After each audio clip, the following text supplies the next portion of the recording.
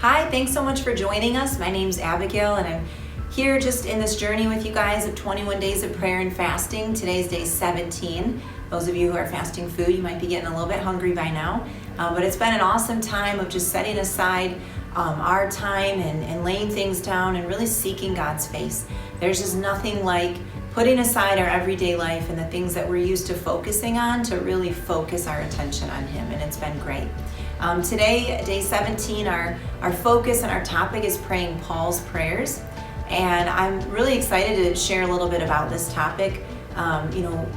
Growing up, I listened to people pray prayers out of the Bible and thought how boring to repeat something that someone said 1,000 years ago and just read the words, right?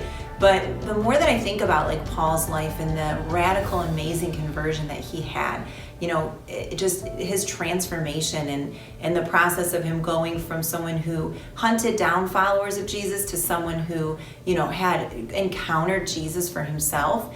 That's someone that has a deep revelation of what God is like, right? And so it's a privilege to have his words written down where we can say he's been places in the spiritual realm that I haven't, and he has a revelation on prayer that I can learn from and grow from. So I'm going to read just real quick a verse here in Ephesians where Paul's praying, and he says, "I humbly in awe bow before the Father of our Lord Jesus, the perfect Father, and I pray that he would unveil within you the unlimited riches of his glory and favor until supernatural strength floods your innermost being with his divine might and explosive power.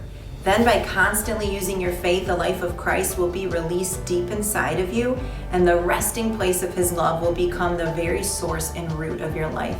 And I think that prayer is so powerful because it encapsulates our goal as believers, right? That everything we are would come from the life of being connected with him.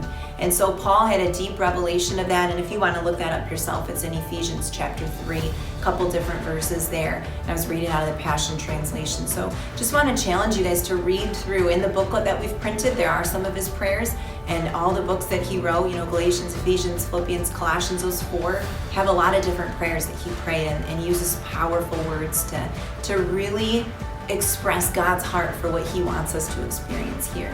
So with that, I just want to challenge you to look into those verses, to pray some of the things that Paul had revelation to pray and ask God for.